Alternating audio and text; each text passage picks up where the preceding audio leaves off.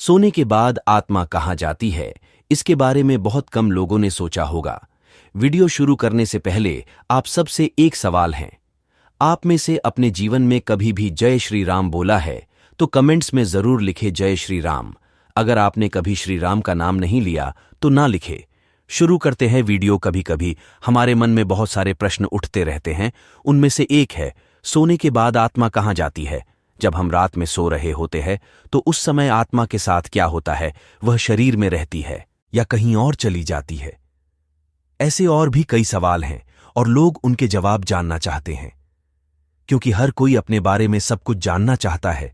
जब आत्मा की बात आती है तो लोग इसके बारे में अधिक उत्सुक होते हैं। वे जानना चाहते हैं कि हम इसे कैसे जान सकते हैं।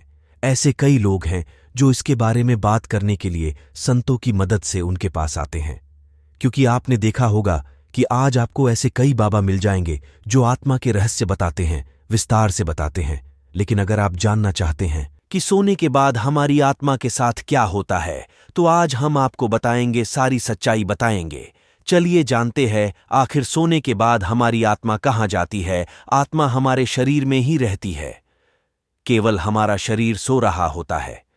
सभी आंतरिक गतिविधियां चलती रहती हैं। दिमाग का सिर्फ एक हिस्सा सो रहा होता है और उसकी आपातकालीन सेवाएं जारी रहती हैं।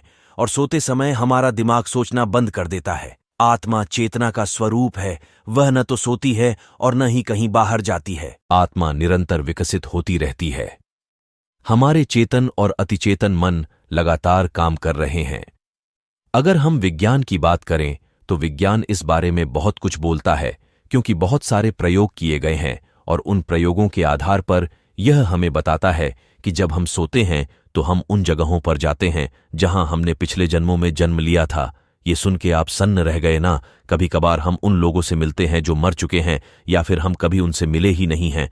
और ऐसा सिर्फ इस वजह से होता है कि उस समय हमारी आत्मा उसी स्थान पर होती है। और उसी वजह से वैज्ञानिक आविष्कारों में और साहित्य आविष्कारों में इनकी बहुत बड़ी भूमिका होती है, क्योंकि इंसान यह सब सोते हुए देखता है और उन्हीं क्रियाओं को वह अपने जीवन में उतार कर सफल बनाता है। आगे हम जो आपको बताएंगे ये जानकर आपके रोंगटे खड़े हो जाएंगे। कुछ घटनाएं जो घटित हुए हैं उसके बारे में बताएंगे। कई बार सपने बीते हुए कल तथा आने वाले कल की ओर संकेत करते हैं। कार्ल जुग ने एक छात्रा का उल्लेख किया है जिसे सपने में मृत्यु का पूर्वाभास हो जाता है। वह देखती है कि वह मर चुकी है और कक्षा चल रही है। उसके पास कई मृत सहेलियां अगली बेंच पर बैठी हैं। कक्षा का वातावरण बहुत शांत और गंभीर है। उसे आभास होता है कि वह स्वयं शिक्षक है और मरने के तुरंत बाद लोगों को अपने जीवन का वृतांत सुना रही है। अन्य लोग छाव से सुन रहे थे। बाद में उसका यह सपना सत्य साबित हुआ। इसी तरह एक और घटना है। स्लीप एंड ड्रीम्स में श्री अरविंद एवं श्री मान ने एक यात्री का उदाहरण दिया है जिसे सपने में चेतावनी मिलती है। यात्री एक होटल में ठहरता है।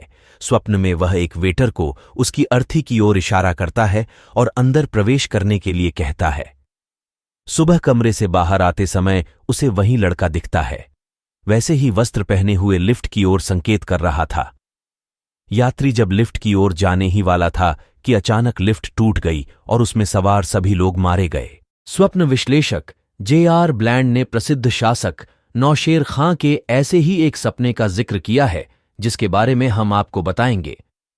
नौशेर खां ने सपने में देखा कि वह सोने के पात्र में मदिरा पान कर रहा है। उसी पात्र में एक काले कुत्ते ने भी शराब पी। उसने अपने मंत्री बुजुर्ग मिहिर को अगले दिन बुलाकर सपने के बारे में बताया और विश्लेषण मांगा।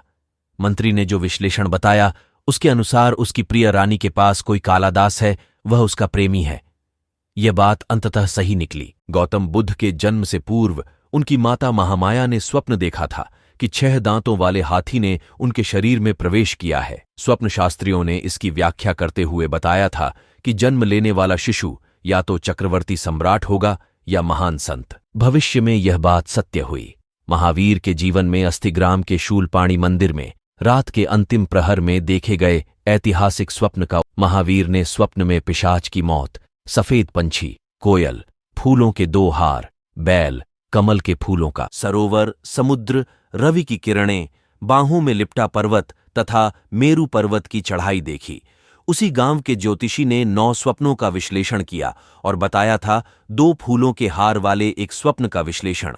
महावीर ने स्वयं बताया था कि यह गृहस्थ और सन्यास दोनों में विश्वास जगाने का बोध है। वीडियो आपको पसंद आई तो चैनल को जरूर सब्सक्राइब करें, वीडियो को लाइक करके दोस्तों को शेयर करें। मिलते हैं अगले वीडियो में।